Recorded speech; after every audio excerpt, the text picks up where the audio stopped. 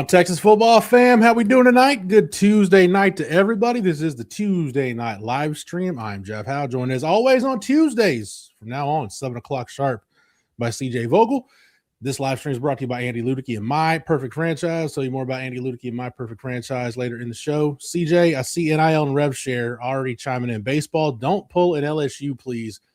CJ, the Tuesday night games, the midweek games, man,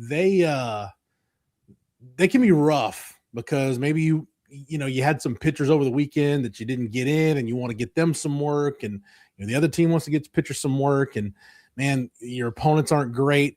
But man, if you lose one of these, it can really come back to bite you once you start talking about the RPI and you get down to the nitty-gritty trying to get a top 8 or get a regional host. I'm not gonna say LSU season's doomed, CJ, but a loss to Northeastern on a Monday night in early March, not ideal. Yeah, no, it's more so just for the team mentality. You want to win every game you play, obviously, and if you do fall, you want to follow the teams that are on your level or close to it. So losing to a state school, a directional school, someone that quote unquote isn't necessarily up to snuff with what you see in the SEC consistently, it doesn't go too well in the locker room. Of course, the fan base isn't happy, but in no way does it derail your season. In Texas right now, up 1-0 over Houston Christian. You see it now. Okay, Borba just hit a nice little double down the line. So, of course, Texas has done well so far. Of course, they haven't lost the game, but these Tuesday games, for the most part, outside of maybe 3 innings against Lamar, have yet to be a real sweat, Jeff. Yeah, that should continue, hopefully. Cross your fingers, knock on wood, against Houston Christian tonight. CJ, I was actually in Houston on Sunday for that Ohio State game. That was a Jim Schloss-Nagel Classic. That was a 3+ hour game. And, hey, as an Astros fan, I can appreciate that Temo Becerra loved the Crawford boxes, man. You get some right-handed pull power in that park. The Crawford boxes can be friendly. 3 home runs in that series. He's SEC Co-Player of the Week. Texas wins 3 games. CJ, we'll talk some football plenty. We'll take your questions, comments as always. As always, Super Chats jump to the front of the line. But CJ, I thought it was funny. Schloss after the game said, hey, look, you're not going to play perfect every day. And he didn't like a lot of the stuff that happened, especially that I think that some of the pitching and defense stuff kind of bothered him from that Baylor win on Saturday. But he said, bottom line, you want to win the game, and we won 3 ball games. But CJ, I think anybody that's worried about this team peaking too soon, I don't be worried about it because this team is far from a finished product. As well as they're playing right now, they're not anywhere close to being at their peak.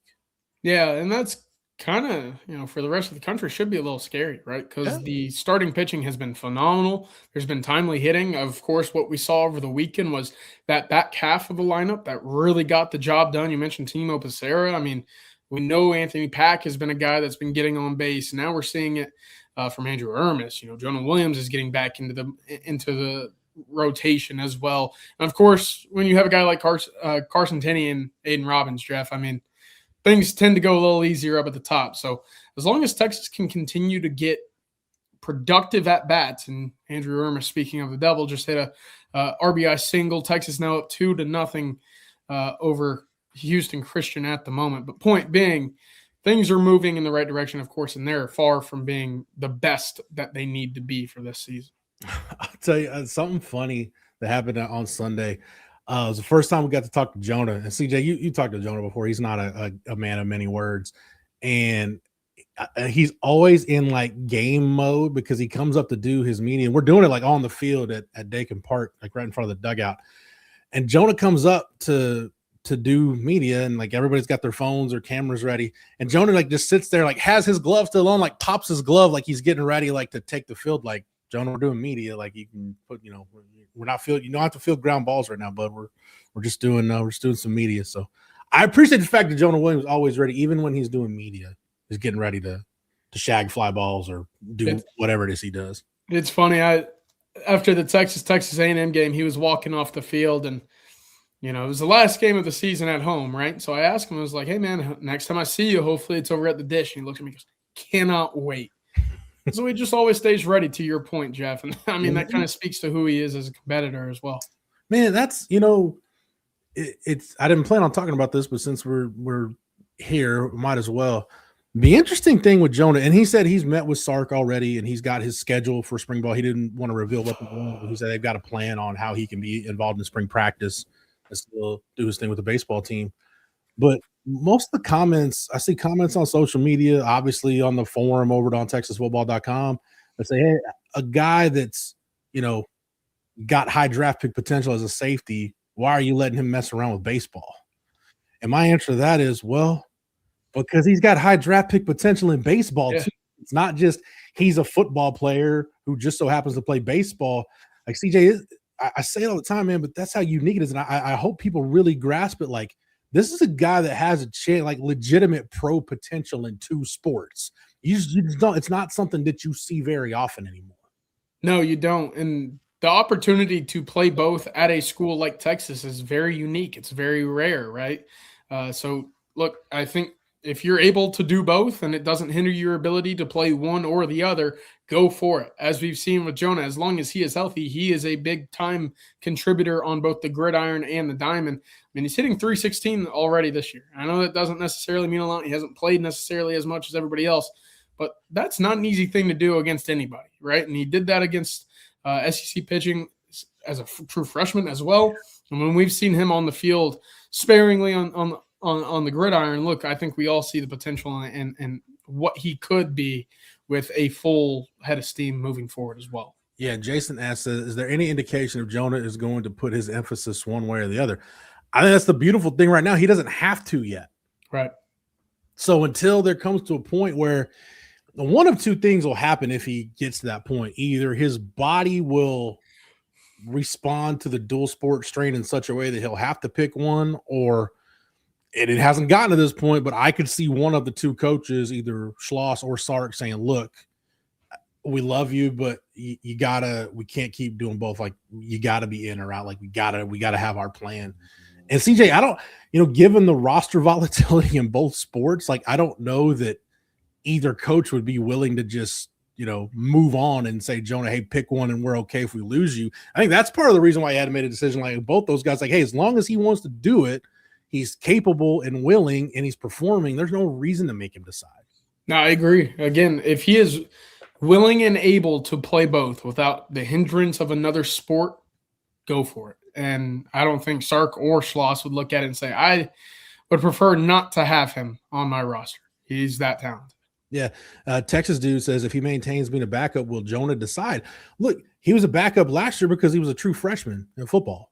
And it just so happened there was a bigger need for him to help with the baseball team. And he's a starting outfielder on the baseball team. So I don't know. I mean, that's, again, CJ, that's not even going to be decided in spring practice, because Jonah Williams isn't going to get the full tilt, at least that we expect, isn't going to get the full tilt spring practice experience like everybody else. Like, once baseball's done, hopefully in Omaha, when it wraps up in mid to late June, then he'll go focus on football and he'll have a chance to go win a job. But like, one thing that I think might get lost, like, Blake Gideon recruited Jonah initially to Texas. So, like, he knows, and Will Muschamp knows, like, how talented he is. So, again, like, I just think it's way too early to determine anything. But Longhorn fans, I hope you really enjoy Jonah Williams while you got him, because, again, CB mentioned it in the comments, and he's right. Shea Morenz was the last guy at Texas that did both. And like you said, you don't see it very often. And CJ, I don't know if Texas has looked into this and gotten some kind of cease and desist, but the fact that Drew Martin and the folks that handle marketing, they haven't done the Jonah Williams photo, like with the Bo Jackson bat and shoulder pads image of Jonah. The fact that we haven't gotten that on a poster yet, I'm disappointed, because it should have happened already. Look, maybe they're just waiting for that one signature football moment, because he's had a couple on the diamond. So yes. I'm waiting for it as well. Maybe it'll come this fall. By the way, one of the best images on a baseball card ever is the Bo Jackson shoulder pads and bat. But I digress. We'll still say here real quick, CJ, talking Texas safety. Alex says, who do y'all think will get snaps at safety behind Jelani and Filsamy? I think there's a few other guys you have to get into the mix. And one thing, CJ, I'm working on this for an article that's scheduled for later in the week over on TexasFootball.com, looking at some of the guys going into their third year. And the third year for guys is becoming kind of a make or break kind of contract year for a lot of guys. And that's not even like me trying to be cute with it. Like you look at like DeAndre Moore, Trey Wisener, some guys on last year's team, like it legitimately is becoming a contract year.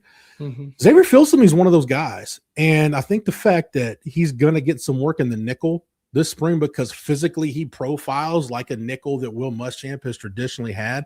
I wouldn't necessarily just put him in stone at safety. I think it's to be determined where Xavier Filsaime is going to help this team. Yeah, look, he's going to be one of those versatile pieces that Texas moves to a number of positions. He was your second nickel a year ago, right, when Texas either needed to rest Grayson Littleton or when he moved to the outside, Filsaime was that piece. Of course, we know now that Sark says Filsaime is going to see time at the nickel or safety. Grayson Littleton will see time at the outside corner or that nickel spot as well. Right now, he is your second nickel, so who's going to be behind him? That's kind of the big question. And it's kind of the big unknown going into spring because, look, Zealous Hicks was dinged up. Xavier Filsaime had some shoulder issues. Who can take that step into the starting role? Can it be a fully healthy Derek Williams? Well, that's the hope, right? But we still need to see him back to 100%. And right now, I kind of believe that he's not yet at that pre-injury level of athleticism. Can he get there? I think so. I hope so. But at the moment, he's yet to get there through some of the testing numbers, some of the offseason workouts. So safety is a big question mark. We do know, look, Teray Davis has impressed, the true freshman that's come in. He has looked good. I know Texas really likes what they have with their corners as well, with Hayward Howard Jr. and Samari Matthews. Could you see either one of them? What does Kobe Black do if he doesn't necessarily earn a spot in that rotation out at corner? Could he be a possible safety solution as well? So, look, plenty of questions, a lot to consider moving forward, but I'm with you. There's some intriguing pieces right now when it comes to that safety rotation and how they might utilize those guys in the room. Wardell Mack was a guy that reportedly flirted with the portal that's back in the program. So, yeah, there's a lot of bodies to sort out. I mean, who knows what the plan Will Muschamp has? Do things change for a guy like Jordan Johnson-Rebel, who was working at linebacker, or Deuce Cunningham, who worked linebacker, star. He was all over the place last year. So several guys, CJ, in that tweener category to see kind of how they fit in a Muschamp scheme. We'll keep go ahead. Real quick, let me add on Deuce Cunningham because I talked to a North Crowley coach over the weekend who obviously, when we talk recruiting, North Crowley and secondary is kind of synonymous. At North Crowley, Deuce Cunningham was a linebacker. He was an outside linebacker, played kind of that, in a way, a hybrid nickel box safety outside backer rotation where they brought him on blitzes. He was out in coverage. He had a lot of kind of the flats, responsibility and pass coverage. At Texas, they've, for the most part, used him solely as a safety now, right? He is a 6'4", very lean prospect at the moment. He's yet to really gain a lot of weight and hold a lot of weight. So he's still very light and he's still very slender. So when we talk about him as a prospect, safety is where he's going to be in the mix. What does that mean for this spring? Again, we just mentioned a lot of names that he's going to have to fight over and sustain kind of that roster depth chart spot over. Will he do that? We'll have to wait and see. But that's another one when it comes to kind of the longer levered, athletic guys that Texas will get a look at in the spring. No doubt. All right, let's go ahead and thank our lead sponsor for the Tuesday night live stream. That's Andy Ludicky and My Perfect Franchise. You're stuck in the corporate rat race with 2 weeks PTO and no control over the money you can make or your schedule in general. It's all right. Just give Andy a call. He's going to walk you through a process to help you find a business that's going to fit your skill set and fit your financial goals. Franchise ownership isn't for everybody, but if you've got a desire to take control of your own destiny, call Andy or email him at andy@myperfectfranchise.net. Again, that's andy@myperfectfranchise.net. I want to thank Andy Ludicky and My Perfect Franchise for sponsoring the Tuesday night live stream here on Texas Football. CJ, I wanted to get into something from a recruiting standpoint that it was sitting with me today because there was a non-Longhorn that's been mentioned in the comments that we'll get to here. Well, actually, we'll go ahead and get to it now. Kyler Murray and the Arizona Cardinals parting ways. Yeah. And CJ, I forget what year did you graduate UT? 2020. You were 2020 grad. So I don't know if you were on campus at the time, but when Kyler was a senior at Allen. Yeah. And he shows up for an unofficial visit at Texas, probably about a month before signing day. Well, I guess it was in December. because you didn't have the early signing window back then. You just had the February period. He shows up in December, he and DeMarcus Lodge, and Texas didn't want anything about it out. It was kept under wraps. He's committed to Texas A&M at this time, keep in mind. And all he does is just tweet out. I think he tweeted out a hook 'em and a number 1 jersey. Yep. Like it brought that was one of the first big recruiting moments I remember that like broke Twitter. Like everybody just lost their minds. Where's that rank for you as far as, man, if things had broken different, does Kyler Murray end up a Longhorn? Because I think it was too far down the road with A&M for it to happen at that point. But it's kind of interesting to think about how different things might have been if Kyler ends up a Longhorn. Yeah, look, I was a junior in high school when that happened because Kyler graduated a year before I did. And I obviously growing up in Allen, there was the mayor and then there was Kyler Murray. And that was kind of the two figureheads that you knew in the city. And when you go 42-0 as a starting quarterback and win multiple state championships, the city knows who you are. Anywhere I've told this story before, Jeff, and before I get to it, let me kind of take a detour. So Allen and Lovejoy at Friday nights, you play your home game, you go to Whataburger. Yeah. Whataburger's the spot. I'm sure, for folks that are older in the chat, maybe it was a Sonic, maybe it was a Wendy's, a Burger King. Yeah, Dairy Queen. Like everybody had their one spot. For me, it was Whataburger, right on Stacy Road. And I remember getting in the locker room with all of my buddies after we'd win a game, and we'd sit there and go, guys, in and out, shower, get ready, and let's go to Whataburger. We got to get there before the Allen game gets out so we can get a spot. We can get a table. Well, Whataburger became such a hot spot after these games in Allen. We would walk up to the front door at Whataburger, and there would be a red velvet rope and the red carpet. I'm telling you, it looked like a club. Wow. In modern day. And before you knew it, there'd be 2 or 3 squad cars parked kind of up on the curb. There'd be security out there. The place got packed. Every Friday night it was like this, whether they played at home or away. And for the most part, if you didn't get there in time, there'd probably be a 15 to 30 person line on the outside, waiting inside that red velvet rope, waiting on that red carpet. And you'd sit there and you'd be like, I don't even know if this is worth it. But both high schools would have basically the entirety of their schools inside of this Whataburger, hanging out, eating food, enjoying the aftermath of the game. No one could cut the line, Jeff, but there was always one table that was reserved, and it was right next to the kitchen, and it always had 4 seats available for it. That was for Kyler Murray. Again, he could just walk right on in as if, that was reserved for him, like his name was on the seat inside of Whataburger. So it's a funny story. It's funny to look back on and say, yeah, I knew who that guy was because he was the best quarterback at Allen at the time. Well, now he obviously wins a Heisman.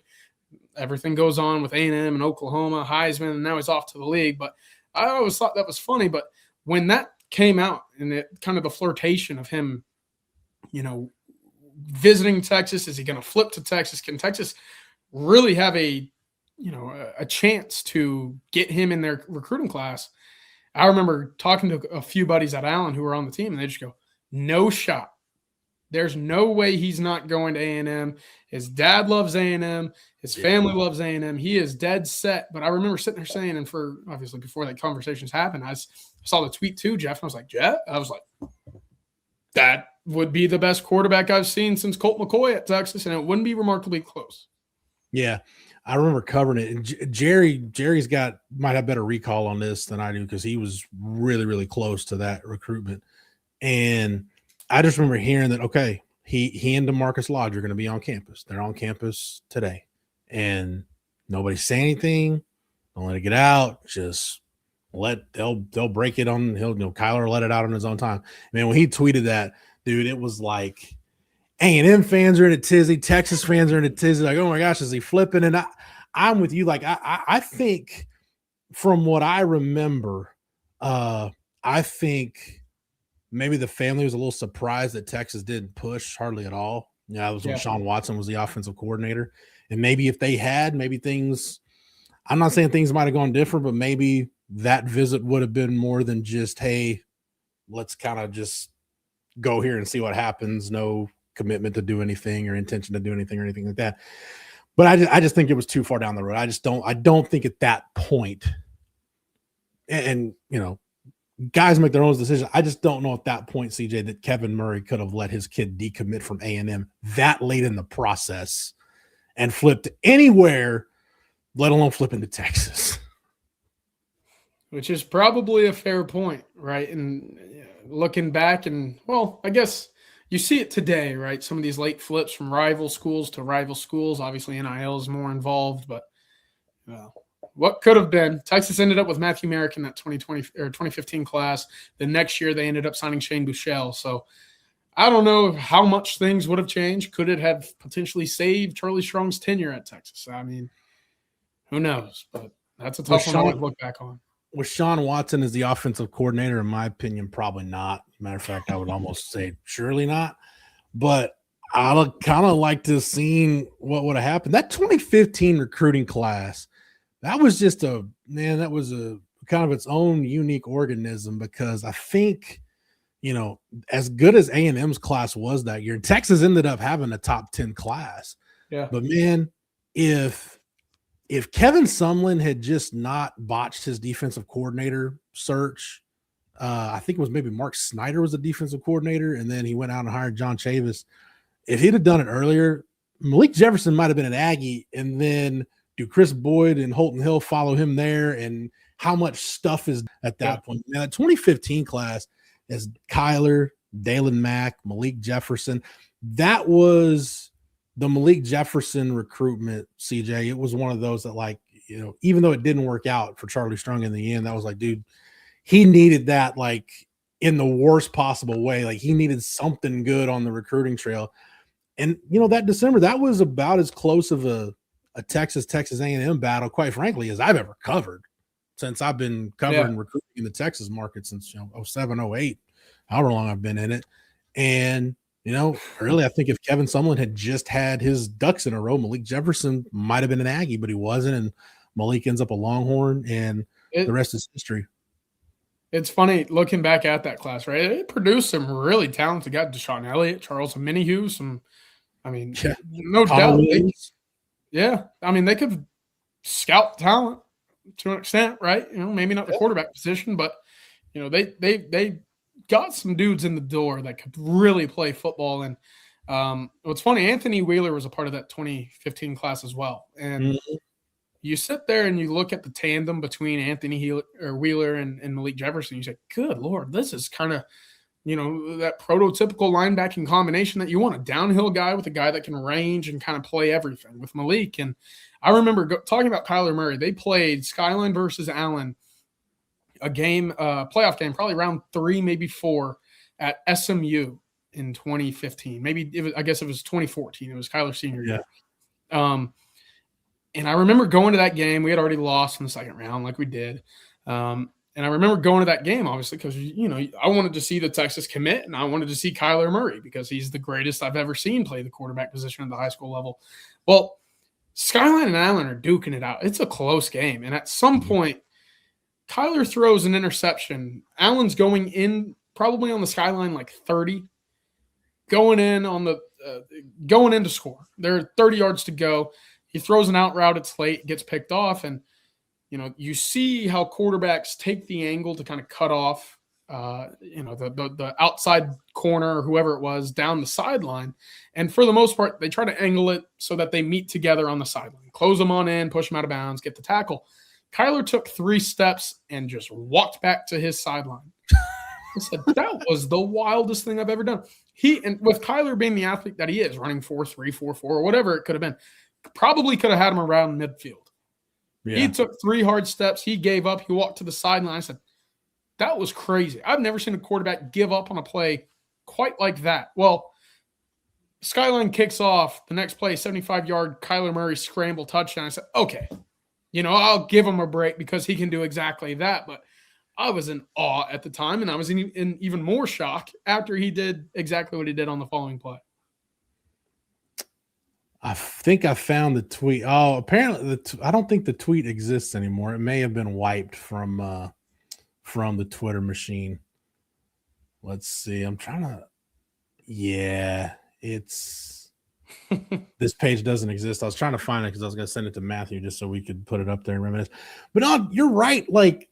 for all of Charlie Strong's faults, he had some really talented people in that organization that knew how to identify and recruit talent. Like, to your point, man, Deshaun Elliott and Charles Omenihu are still playing in the league. Yeah. And they offered both of those guys early. And it wasn't like those guys were like slam dunk, no doubt offers. Like, there was some thought that had to go into it. Like, is this guy going to fit? Like, especially in the Big 12 at the time with Deshaun Elliott, like he's a bigger safety. How's it going to work? But no. And they were right about both those guys. I mean, they basically took Connor Williams as like, hey, we're going to get this guy a tight end who's just now learning how to play offensive tackle. We think he's got great feet and tremendous upside. Ends up being an All-American and a second-round pick. Malik was part of that class. Yes, CJ Matthew Merrick was a quarterback taking that class as a walk-on. Don't forget, though, Kyle Loxley was the quarterback take in the 2015 class. Chris Warren, Chris Boyd, Holton Hill, Patrick Vahe was a 4-year starter for Texas. So, yeah, Brecken Hager played a lot of football at Texas. PJ Locke still in the league. And then, because specialists get no love, the lowest rated guy in the signing class, maybe the best punter on the planet right now, Michael Dixon. So, 15 class. Yeah, they did great. It's just there was just so much chaos in the program at that time that class, as good as it wasn't able to overcome just the sea of ineptitude that engulfed it while they were on the 40 acres. And then the 16 class, they signed with Charlie, and Tom Herman comes in, and they end up running a bunch of those guys off. And, we can go on and wax poetic and, revisionist history about what happened there. But bottom line is, man, I was just thinking, I thought about Kyler today and thought about the tweet. And once I heard the news that he's no longer with the Cardinals, and man, it's crazy to think, like, what if things would have broken a little bit different? I think I asked you this, but I'll ask you again. Is that, for you, following recruiting, was that like the first big kind of wow moment for you, even just following recruiting? Yeah, it probably was, because I was to the point where, you're old enough in high school, everybody in the region. All the big-time players that you play against, that you see at 7-on-7, the guys that make all the names. Like, you read the Dallas Morning News and you see who commits where on signing day, and you're like, oh, yeah, I played against them in basketball, or in middle school we did this. So I really started following then. And obviously the legend of Kyler Murray, you couldn't not know who Kyler was at the time. So that was a big one. Obviously, I remember DeMarcus Lodge, Malik, DeAndre McNeil at Poteet. They were big ones. I'm trying to think. There was a Plano. Anthony Hines was a big recruitment. So yeah, you come across a couple names, in that area that you're just like, good Lord, man. Like, I remember, I don't know if Texas really pursued, Benjamin or Ronald Jones, but I remember playing both of them on back-to-back weekends in high school, and just sitting there saying, well, that's not fair. Like, these guys are freaking good, man. But moving on into, some of the more recent ones, obviously, Corian Moore comes to mind. Bryce Anderson was a big one at the time between Texas and A&M. Anthony Hill was a massive win for Texas over A&M. So there's been plenty that have gone back and forth. And, Texas, I would say right now, has won plenty of these big recruitments that other schools probably wish they had. No doubt. I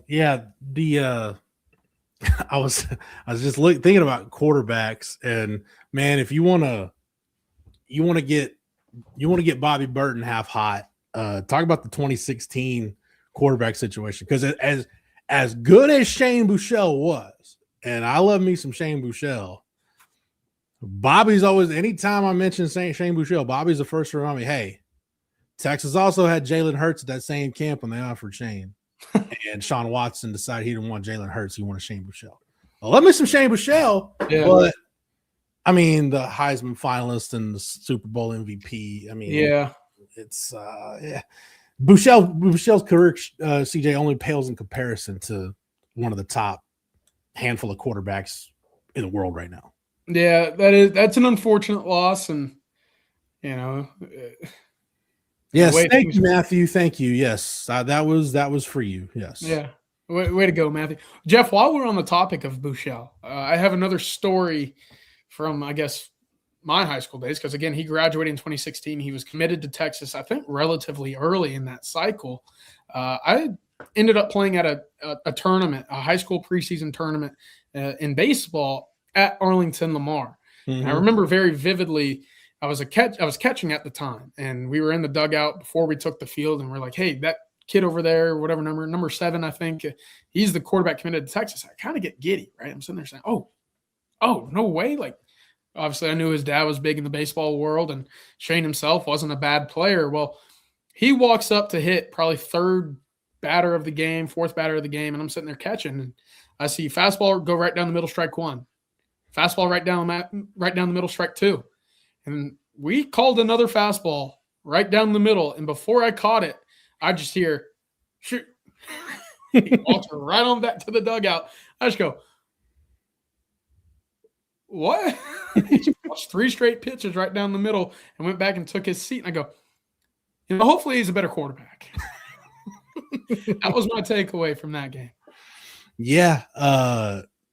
Shane Buechele, better natural athlete than I think people gave him credit for. And really, ended up fitting, he committed to Sean Watson, but Texas ends up hiring Sterling Gilbert. He actually ends up being a really good fit in that veer and shoot offense and has a really productive true freshman season for Texas in 16. But then, Tom Herman comes in and just the offense was square peg round hole. Sam Ellinger fit that offense. Like Sam Ellinger was the ideal quarterback to run Tom Herman's offense. So, and Shane ends up going to SMU and he's got a Super Bowl ring. So, it hadn't been all bad for Shane Buechele. But yeah, anytime I mention Shane Buechele, Bobby's real quick to jump in and remind me about it. As a matter of fact, I'm going to get that going in our group text tonight just to get Bobby had thought about Jalen Hurts. Don't want to do that to him, but I digress. Hey, let's go ahead and thank another one of our sponsors. Our long-running sponsor here on the channel on the recruiting breakdown is Mark Saunders. And when it comes to protecting all your stuff, wouldn't it be great to have one place that protects it all?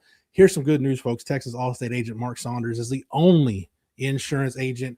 You're going to need everything from your home, car, boat, to your motorcycle, RV, and ATV. If you're looking for someone local to the Austin Round Rock area, give Mark a call at 512-218-8571. Are you in good hands? With more than 35 years of experience, you're going to be in good hands with Texas alum Mark Saunders. Call his office today. Again, 512-218-8571. And again, big thank you to Mark Saunders for sponsoring not only the recruiting breakdown here on the channel, but the Tuesday night live stream here on Texas Football. All right. Eric says someone sent a super chat to Bobby saying Eric Metcalf was overrated. Yeah, that I would highly advise against that, but hey, you do you. Texas dude, we'll get to a couple of questions here. Texas dude says, y'all think I'm assuming this is modest can win SEC newcomer of the year. I wish Weaver was 6'6", LOL. You know what, CJ, why shouldn't Dalen Swain be SEC newcomer of the year? Because if you got a freshman of the year and a newcomer of the year, if you're talking about transfers, I'm kind of with Sean Miller on this. Like, there are some really important players to their teams in this conference.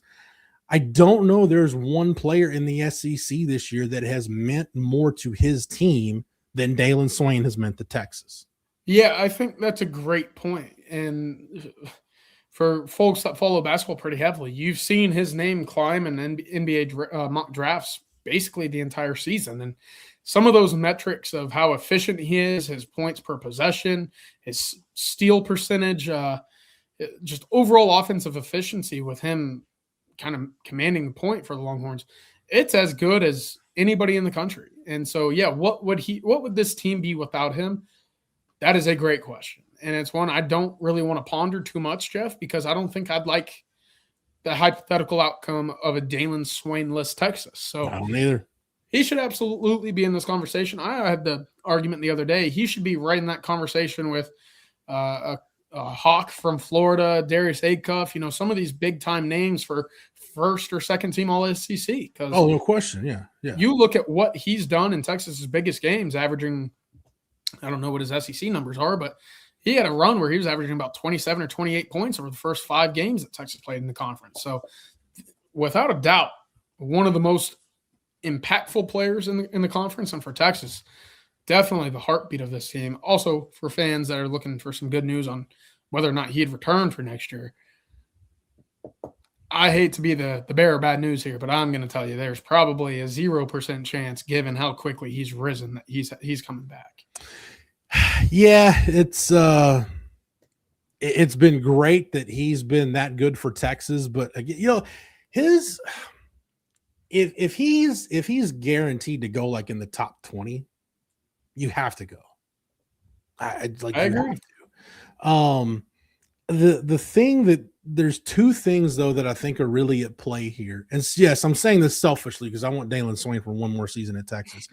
He's only 21 right now. He doesn't turn 22, I think, until this summer. So, or actually he's 20, I think he turns 21 this summer. So he's still a young guy, and he'll be a young guy even if he comes back to school. And if he comes back, CJ, next year's draft, at least on paper right now, is not nearly as deep.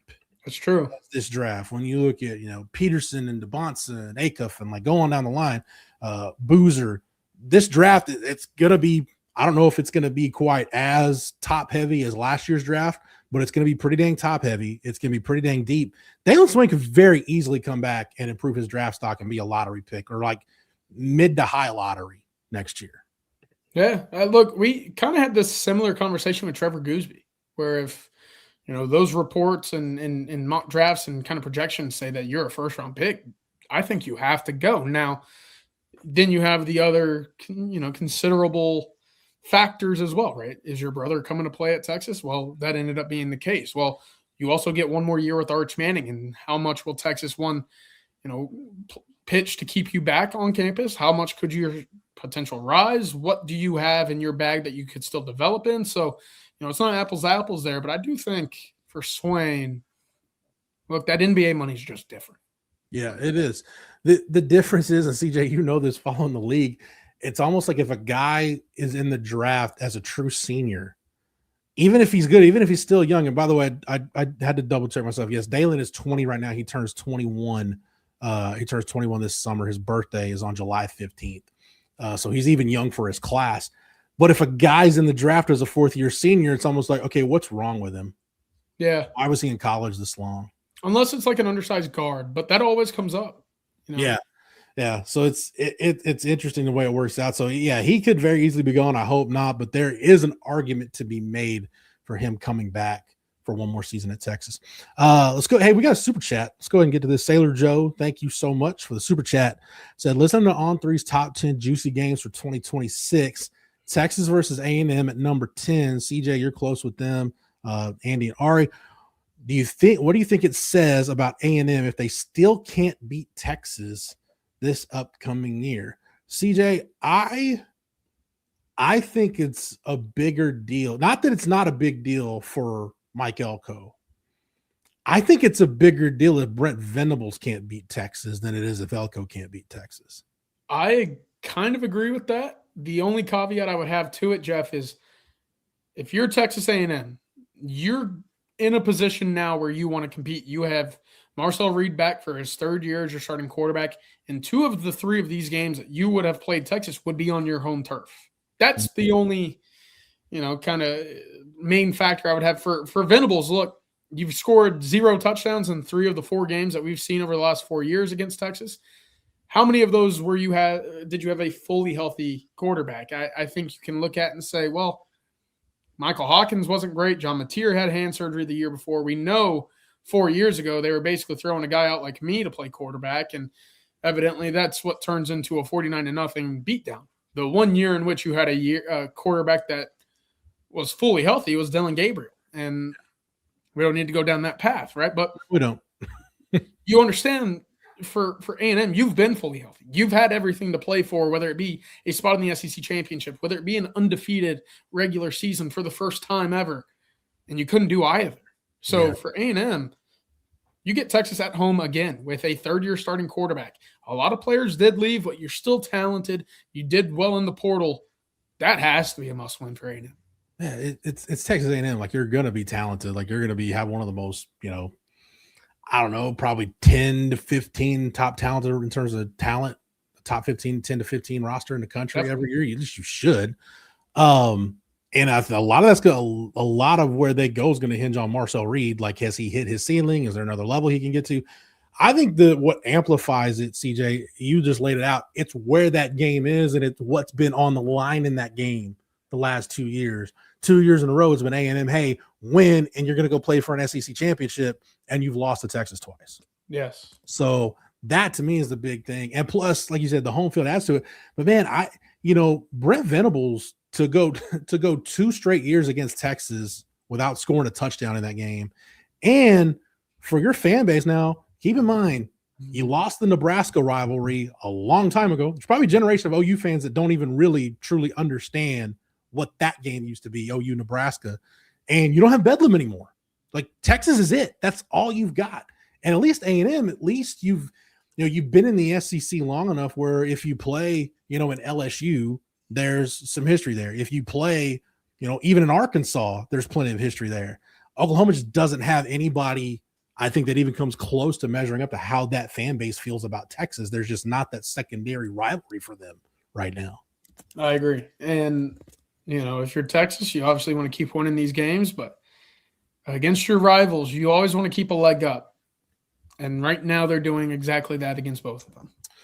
Yeah. Hey, say what you want about Sark. He's those 3 opponents. And we haven't had a Texas coach that's been judged like this on an annual basis since David McWilliams, before Arkansas left the Southwest Conference to go to the SEC, where, hey, how'd you do against Arkansas? How'd you do against OU? And how'd you do against A&M?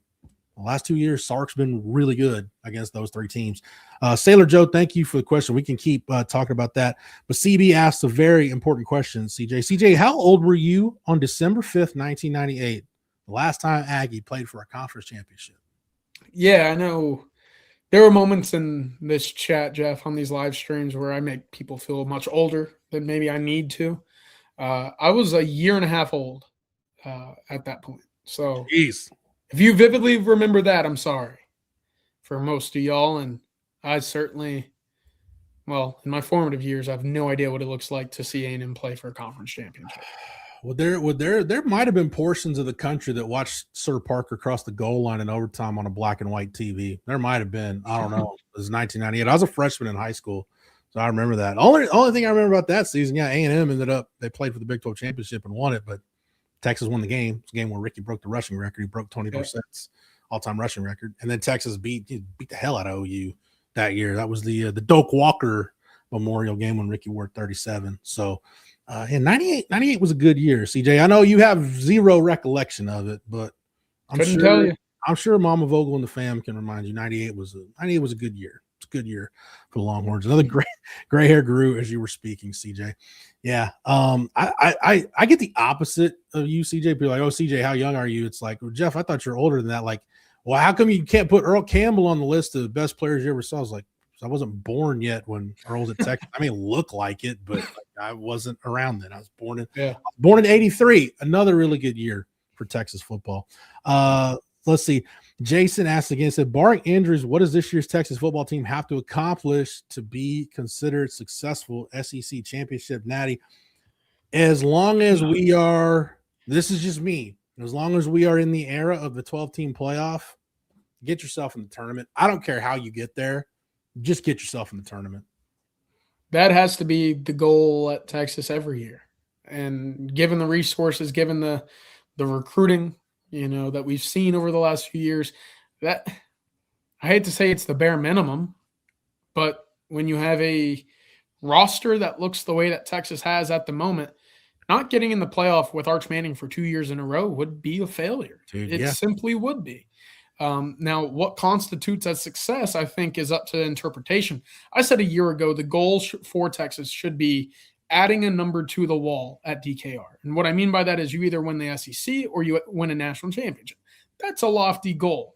But we had seen the continued ascent of this program up until, obviously, Ohio State and Florida. And then you're like, oh, shoot, this team is not constructed in a way that can compete at the highest level. So is that addressed? Is that reconciled given what we knew a year ago going into the spring? We're going to find out in 6 days. But that is the expectation for me, is that you're competing to add a number to the wall at Texas. And that is a conference championship, and that is a place in the national championship as well. Yeah.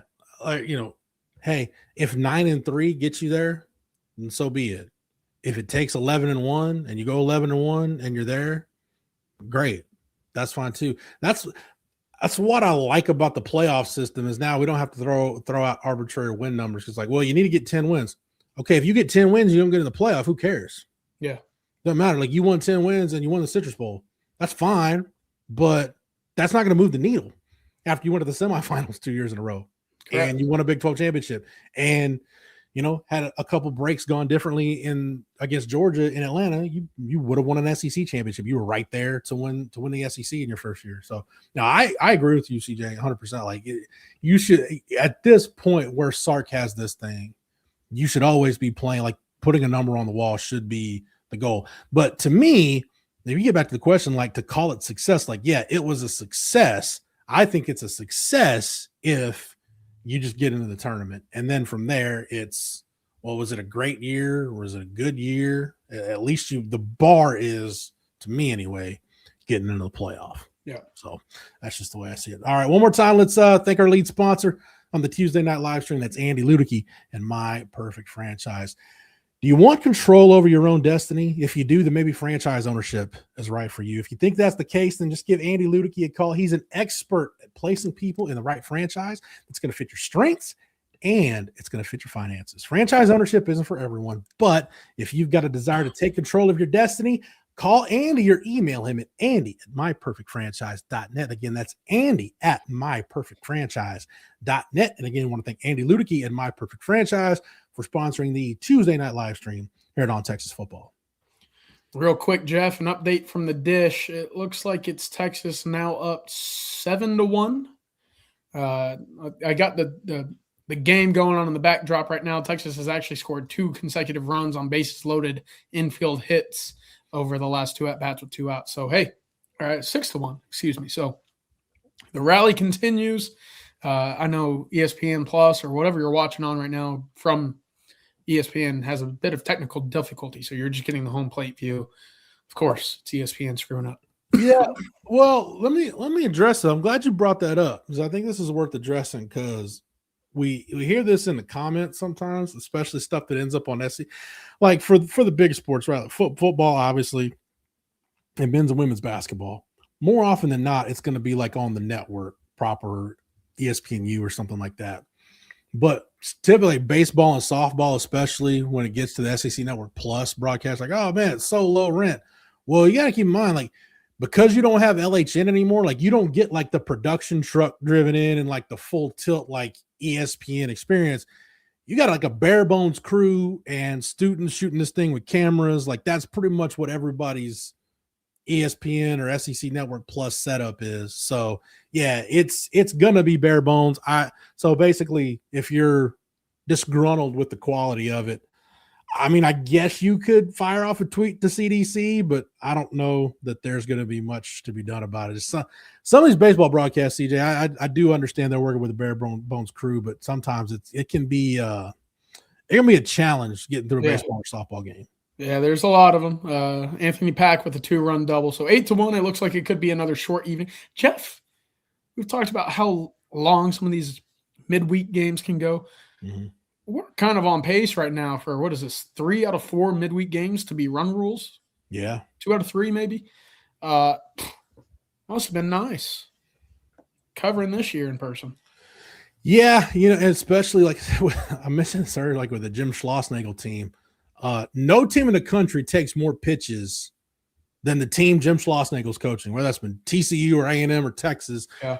You're going to take a lot of pitches, and you're going to try to get deep into counts, and you're going to try to get into somebody's bullpen.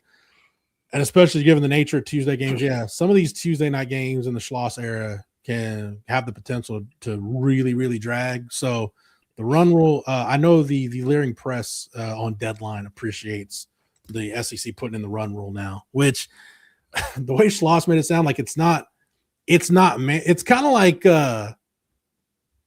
voluntary workouts, CJ. Like, oh, yeah, I mean, we're saying it's voluntary, but you better be here. Yeah. That's kind of how the run rule has to play at non-conference games. Like, oh, we're not saying you have to use it, but you better be using it. Let's get that clock running. That's always my favorite question and kind of joke whenever I'm on the road for high school games. Hey, Stripes, what's the number we need for a running clock? Come on, let's get out of here. And Some of them always come back and they give me a good laugh and they say, "Hey man, 40 and we're out." I'm like, "All right, perfect. That's what we got to root for. I want to get out of here." And some of them look at me like, "What the hell are you talking about?" I'm like, all right. Dude, they're man, especially you get into covering some district games where, I mean, your non-district games should be competitive because you're trying to, if you're covering a guy going to Texas, he's probably playing on a pretty good team, which means non-district, you're playing somebody, okay, it's really going to test us to get ready for the playoffs. But man, you get into district play, that's, it's whoever the UIL says is in your district. Some of those district games, CJ, can be, it's like 40-0 at halftime. And it's like, nope, no running clock. Like, why? I know it. Nobody wants this. There's always something. It gets ridiculous. I don't. And I bring this up because Antoine asked, said, Jeff, thoughts on Florence getting a new head coach? That's my high school alma mater, making a coaching change. I can't recall being involved in a game where I was on the embarrassing end of a running clock. So I can at least hang my hat on that. I don't remember that happened. Maybe it did, but yeah, that's neither here nor there. But yeah, the running clock, CJ. And now that I'm not on the road, the one thing I don't miss is when you unknowingly decided to go cover a game to watch a Texas prospect and you picked homecoming. Oh God. Like you pull up to the stadium and you see the mums all over the place. Like, oh dude, halftime's going to last like, I don't know, an hour and a half by the time they end up getting through that thing. So yeah, that can be a little bit of a beating. But hey, I think that's going to do it for us here on the Tuesday night live stream. I hope everybody's adjusting starting this week. Did it last night, doing it tonight, and from here on out, our weeknight live streams. It's Monday through Thursday, going to start right at 7:00. So we did that tonight. Producer Matt making sure we're on top of it, as he always does. He's the MVP on Texas football. So starting at 7:00 sharp. So tomorrow night, it'll be myself and Marcus Myers on the Wednesday live stream. CJ's back on Thursday with Rod Babers and Coach Shipley, that winning drive crew, on Mondays and Thursdays. CJ, you want to tease anything you got going on over on TexasFootball.com tomorrow? Yeah, we're going to be talking a lot about what I want to hear moving forward, what I want to hear about this team, both on the offense and defensive sides of the ball over the next 2 days going into spring practice. Standouts, some of the returns in certain terms of what the offense and defense is looking like, what I want to hear about these coaches and what that means as well. So come take a look, come join the community. We'll have plenty with Hank South, Jerry Hamilton, Bobby Burton, and of course you, Jeff, my good friend as well. Yeah, look, I teased it because obviously we couldn't really spill the beans, but when I've said, hey man, big things are in store for the website in 2026, getting Hank South over is a real positive. It's huge for us and taking the website to the next level. So really couldn't be happier with the team we got over on Texas football, this whole staff, and adding Hank to the piece. It's gonna be great for the website. It's gonna be great for everybody. I think I think OTF is going places. Hey, as I said the day I got hired, I'm just excited to be on the team and have a jersey. So as long as I got that, I'm fine. Yeah, make sure you guys get over to ontexasfootball.com if you're not a member over there. Make sure you sign up. Lots of good stuff. Plenty of articles that we've already had out this week. Plenty more to come later in the week. Make sure that you like this video. And if you're not, make sure you subscribe to the On Texas Football YouTube channel. That way, whenever we drop a video or we go live, you're not missing any minute of our coverage. Hey, and CB saying New Mexico CJ baseball lost tonight. So I believe Texas and USC, the last two undefeated teams in Division I baseball. So props to the Longhorns. We'll see if they can close this one out tonight. But that's going to do it for the Tuesday night live stream. Again, I want to thank Andy Ludicky and My Perfect Franchise, as well as Mark Saunders Allstate, for sponsoring the live stream here at On Texas Football. Got any questions, comments, concerns, anything else? Make sure you direct it to the guys bright and early tomorrow morning on Coffee and Football. So for CJ, for Matthew, for the entire On Texas Football staff, I'm Jeff Howe. Thank you so much for watching and listening. And until next time, hook 'em.